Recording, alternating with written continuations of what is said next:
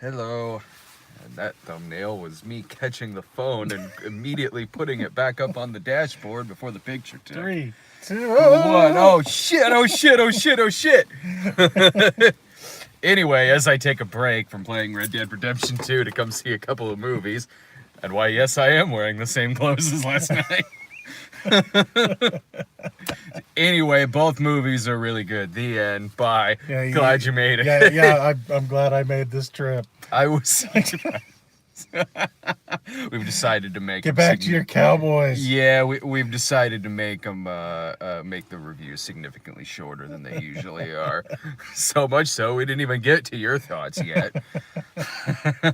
Laura's gonna be so mad that both movies were really, really fucking solid tonight after she sat through Hunter Killer. If you haven't seen that review yet that we did last night for the Gerard Butler submarine movie, Hunter Killer.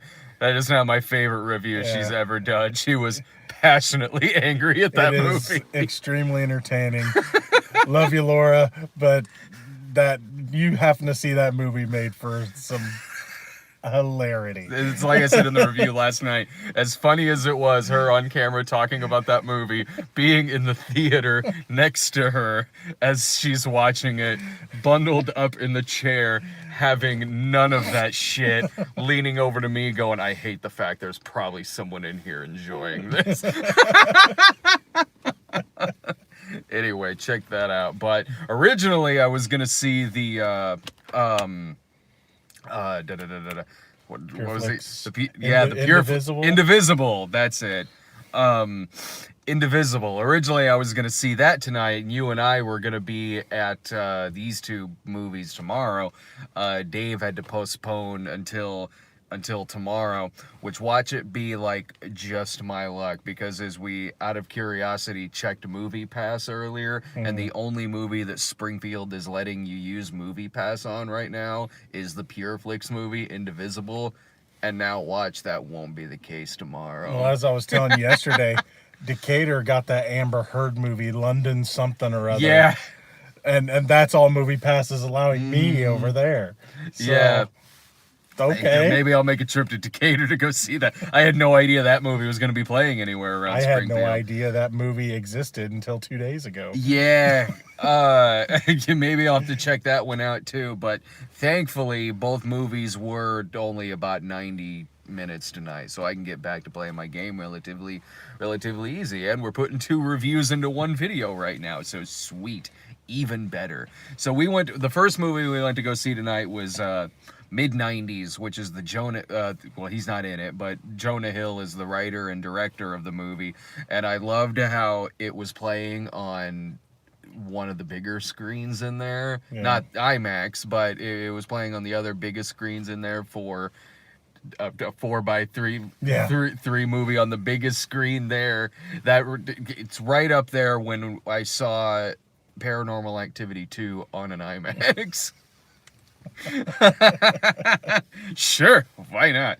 But no, so this is the movie that's it's another one of those like coming of age slice of life films. This one, obviously by the title, it's taking place in the 1970s.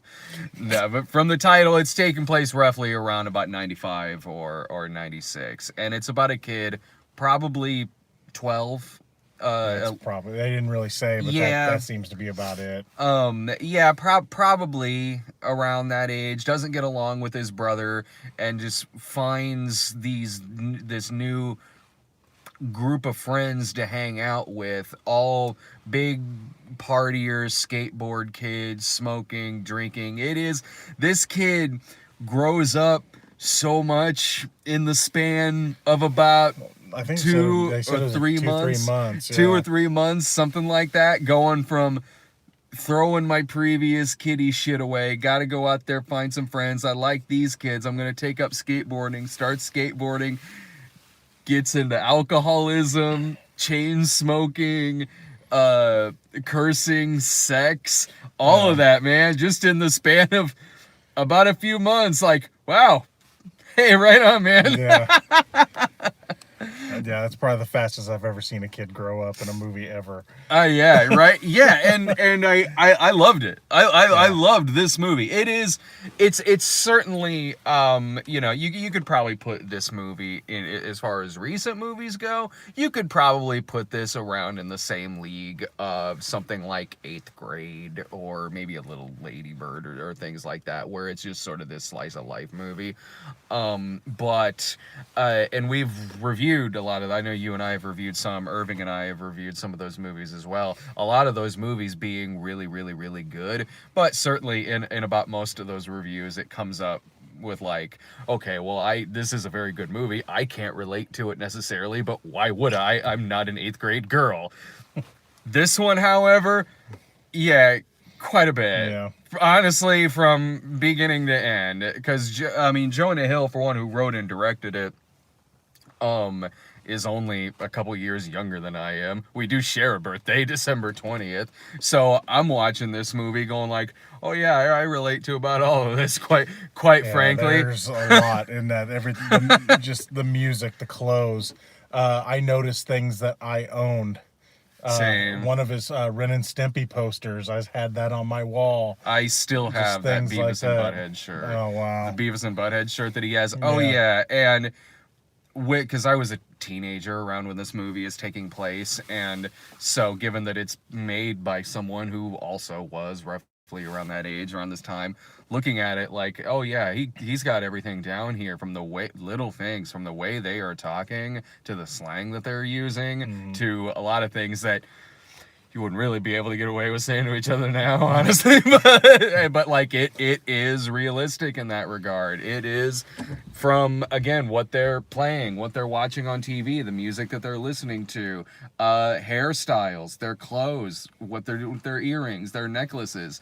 This looks like it is a lost post Clerks film, to be perfectly honest. Yeah, I was doing that too. I was looking through like just from like even the game systems they were playing and things like that. It's like, well, they had Super Nintendo in there, and that would probably be the end of near the end of that, and they had a PlayStation. Yeah. So I was looking at that. I'm like, wait, did they have that out there? And yes, they did. Oh, okay. yeah. Well, and I just had to kind of think about it for a second. But... Sure, but even beyond just like, okay, it's taking place in the mid-90s, so there's some Super Nintendo games there. Like, even beyond that, it's what they're doing with them. How like just like subtly they're kind of using it as currency. Yeah. Certain games, CDs as well. It feels authentic. The conversations they're having in this movie feel, it really almost has a documentary feel to it. Almost, yeah, like definitely. It's really, really close. And you brought up this movie when we grabbed a bite to eat afterwards, and I was thinking it during the movie. The film is basically like, it's like Kids, if Kids didn't immediately make you want to jump off a bridge after watching it.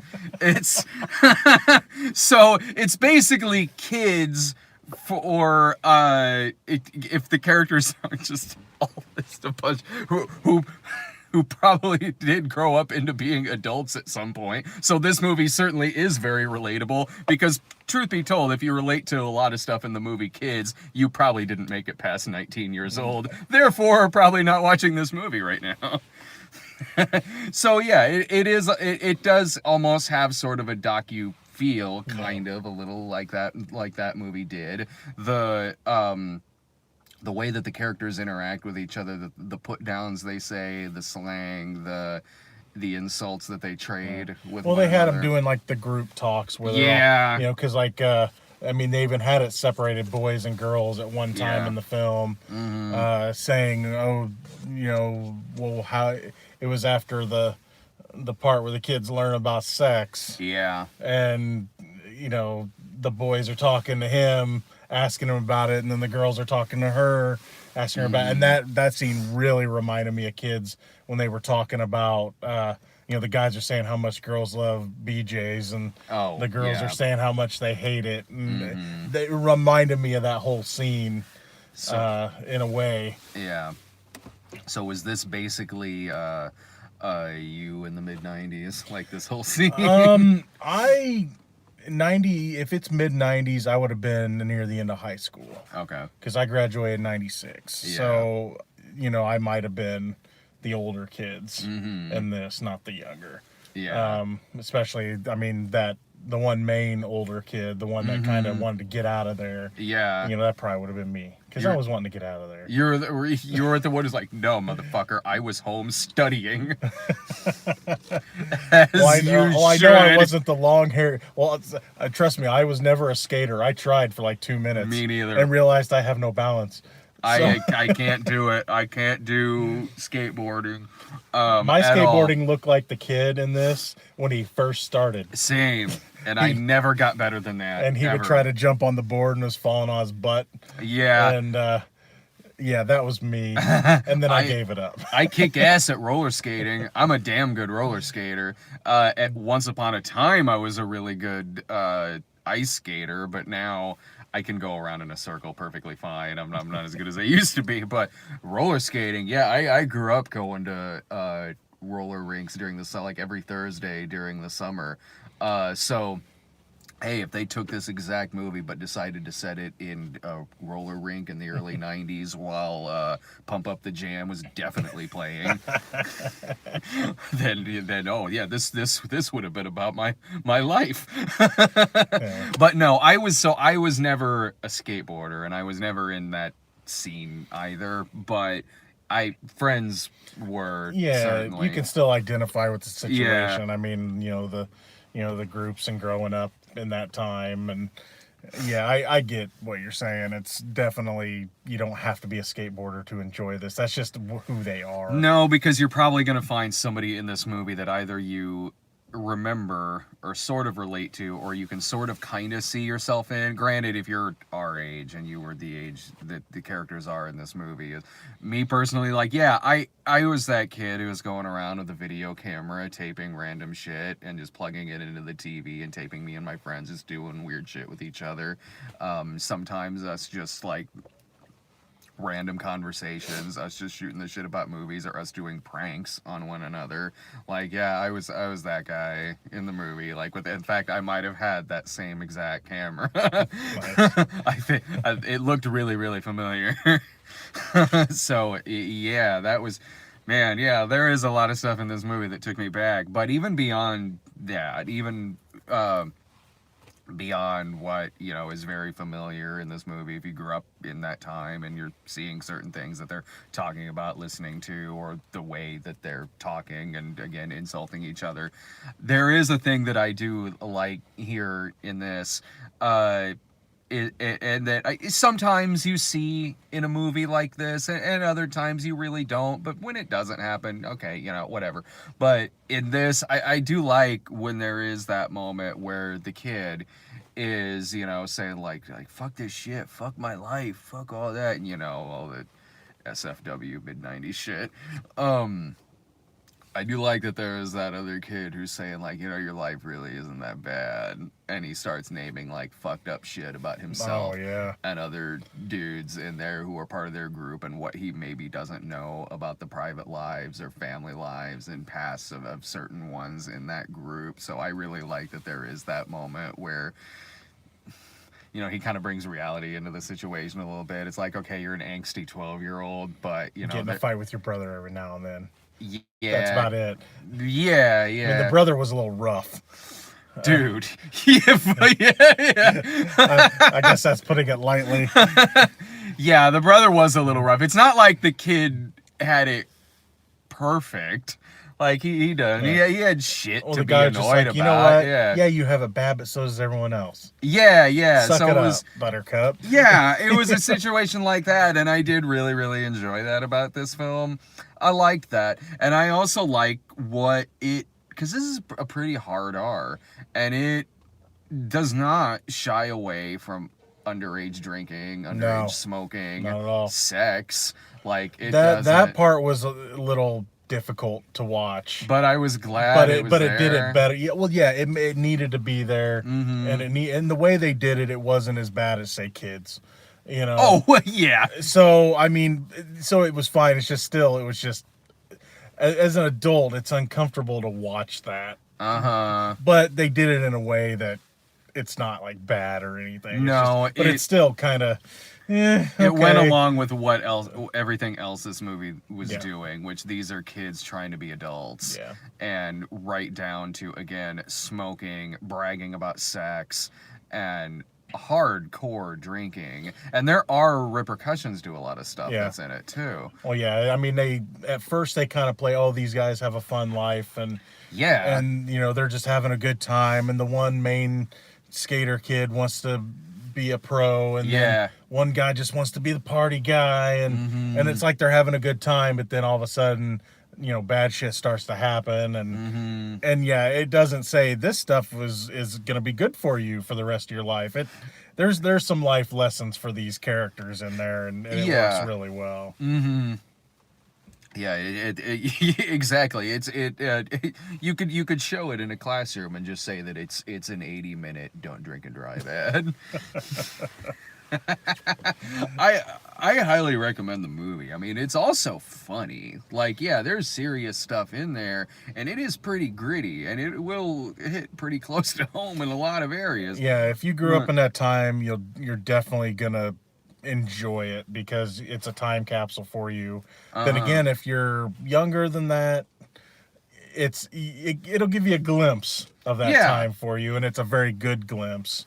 So I'd highly recommend it as well. No, I do highly recommend the movie. It is fun. All of the just, man, these kids just laying into each other, man. Like, just giving each other shit when they fall off roofs and shit like that. The soundtrack is really good, by the way. The soundtrack, even the music, Trent Reznor does the musical score of the movie. It's got a solid soundtrack, from the like kind of original score that's in the film to even some of the tracks they use as well. Yeah, that brought a lot back for me. Yeah, I had a really, really good time at this, and it wasn't cynically done either. You could really, and this happens a lot, like if you see something that's taking place in now a lot of stuff that's taking place in the 80s, or any decade really, that would be like a throwback movie. It's easy to really kind of cynically throw in just a lot of references, or just kind of throw stuff in there to be like, for no reason really, just other than like, oh, hey, well, that's, Flock of Seagulls was a haircut, sure. This, like, yeah, okay, there's a lot of stuff that's recognizable in the movie, yeah, from the video games to the posters to the shirts, hairstyles, all that, but it's put in there organically in the sense that it's not, hey, look, we got 90s. No, hey, look, yeah, we got 90s. No, it's not that. It's there trying to recreate an atmosphere, recreate youth in this area, and really make it feel like it is a time capsule of that scene in this particular time period. And it made it feel like a lost film. Yeah. So yeah, I enjoyed it. I really recommend this movie. Any final thoughts about it? No, just go see it if you get a chance. It's not everywhere, but if you get a chance to go check it out, definitely check it out. Worth watching. If it's in Springfield, it's probably in a lot of places. I know we didn't get it. Indicator. Once in a while, there's that movie that it happens maybe once a year where Springfield will get something that only like 100 theaters have. When we got that fucking Valley of Bones or whatever the hell it was called that I never heard of until we got that. Or Unsullied, or God, I can't remember what else. There's some stuff that just sneak up on you and then just quickly vanish from theaters and your memory, except mine. How the hell do I remember Valley of Bones? It was that memorable. I guess I just remember it was bad, and me and Irving had to go see it. Yeah. So anyway, to get to the movie we just got out of, The Old Man and the Gun, which is the Robert Redford movie where he is a career bank robber named Forrest Tucker. So my first thought on that was, wait a minute, the guy from F Troop, he was going around robbing. This is news to me. So no, he plays a career criminal who's escaped from prison about 16 times. Exactly 16 Yeah, times. exactly 16 times, and just loves the thrill of robbing banks. Like, it makes him happy. He's not hurting anyone, really. He's probably never used his gun before. He just, hey, that's that's his vice. Yeah. Is he and Tom Waits and Danny Glover go around robbing banks with each other because, hey, it makes life worth living. And he's really, really super friendly and nice about it. Yeah, Danny Glover, not too old for this shit when it comes to robbing banks. Exactly. Yeah. Like, I know, right? That's how this movie came about. Danny Glover went to go see Going in Style and was really pissed he wasn't in it. Like, I'm also not too old for this shit, and decides to be in this movie.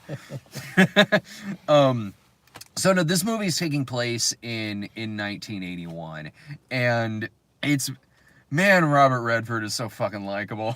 Yeah, that man will never stop being charming. No, just charming, and you could just watch the guy talk. Like, this movie, honestly, it might as well just be called Robert Redford the Movie.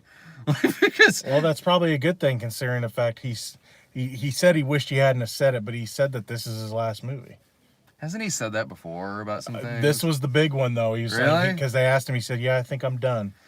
Well, I Which mean, I it's a don't- good one to go out on. Yeah, if he is going out on this one, that's what I was hoping for. Yeah. Is that if it is his last one, let it be a good one, and it was. I have this feeling though that if he does stay away a while, he will come back one more time. And it'll be a remake of League of Extraordinary Gentlemen. Please let that happen. No, I could see him say, you know what, I got one more in me. Sure, yeah. But I think he's going to disappear for a while. I don't think he really meant to say it. I think he meant to do it and Yeah. not really say it. I think he just let it slip because he's like, well, I don't want to take the focus off of this movie and the actors and everything Sure. in it. And he kind of wished he didn't say it because now he's kind of backtracked a little bit. Well, I But- mean, hey, if it is, then like I said, it's a hell of a one to go out on, because that goes along with what I said, and that, like, this really is everything great about Robert Redford in a movie. His charm, his charisma, his movie star swagger and looks. Yeah. Like, just right now, you could just watch this guy just talk about stuff. Like, when this goes along with calling this Robert Redford the movie. Within the first few minutes, he's already talking about horses. And so, like, even like, you could watch just him and Sissy Spacek just in a restaurant with each other, just having a natural conversation, because goddamn, yeah, these two have amazing chemistry together in this film. Definitely. It feels like I'm sitting here watching this movie like, are they actually married in real life? Like, I know they aren't, but holy shit, their chemistry is really fucking good. And right down to just him with Danny Glover and Tom Waits just enjoying life and talking about shit. Like, Tom Waits has a funny story in this movie that he tells that ends with him talking about why he doesn't like Christmas. And yeah, it's funny, and you're rooting for this guy. It's like, hey, he's not shooting anyone. He's just taking some money, whatever. Like, he tries putting it to good use at one point. And, like, you're kind of rooting for him. Like, he's just, it's a hobby, whatever. Well, that's just it. Practically, most of the characters, good, cops and everyone were pretty much rooting for him in the end. Yeah. I know. What was one of them? Someone said, what was it? I'm sorry you didn't catch him. And the other person said, I'm not. Yeah, because Casey Affleck starts out like hardcore trying to find. Casey Affleck plays the cop who's trying to catch him, and he starts out hardcore against this guy. Like, he's on the news, like, I'm gonna find this gang. Well, he's really after him big time because Casey Affleck is in a bank when Robert Redford robs it. Yeah. Robert Redford walks right past him. He's in there getting money, and he's got his kid Yeah. with him. And Robert Redford walks right behind him, Yeah. pulls the manager to the back, gets money, and walks out. Yeah. And all of a sudden, the manager's like, "We've been robbed." And Casey Affleck's like, "What the fuck?" I was right here. And so, yeah, so Casey Affleck's on the news saying, I'm going to be happy when I slap the cuffs on this person. But He's like, "Yeah, we got a good team. Yeah. And I think any one of us can catch him. But if I'm being honest, I want it to be me." I really like the arc that it has with him in this movie, because it's doing cop movie type stuff where, like, he's obsessed about this case. The FBI comes in to take it away from him, and that pisses him off. But even I also like that too, because his kid's like, "Well, aren't you hunting the same guy?" He's like, "Well, yeah." And they're like, do you think the FBI would do it better? And he's like, yeah, Maybe. probably, but I just really want to catch this guy. But then the more he finds out about him through the movie, that he's just kind of this gentleman robber, and then they have this face-to-face in a restroom at one point. They have this face-to-face with each other, That and was they're a great scene. oh, it's probably the best scene in the movie, and it's like there's suddenly this mutual respect between the two of them, and yeah, that all comes into this arc where yeah, he's suddenly like, I'm really just kind of not obsessed about this case. Like, I like that. It played with certain, like, cop movie cliches with that. Yeah, I love that scene because I love that Redford went in there like he was going to mess with him a Yeah. little bit. And then all of a sudden, Affleck turns the tables on him. Yeah. Just at the last second, it's like, that's awesome. Yeah. Yeah. It was a fun movie. It was very, very entertaining. And yeah, the best part are certainly the actors in the film. I mean, not just Robert Redford is amazing in this movie. Like, he just oozes charm throughout the whole thing, as Robert Redford's one to do in everything he's in. But also, like, again, he has great chemistry with Sissy Spacek, who's great in the film. Casey Affleck is great in the film. Danny Glover and Tom Waits aren't in it a lot, but what they're given here in the movie, the little moments they have with each other, it's just watching these guys just shoot the shit with each other. And I could probably watch this for about 90 minutes, these guys just sort of telling stories with each other. And yeah, it made it a really, really cool movie. It maybe has one too many endings. Yeah, it was like, hey, look, here's an end credit little thing, Yeah. And then, oh wait, we got more movie, and it does that a few times. It did it a few times, and that didn't bother me too much. If the movie would have been longer, it would have.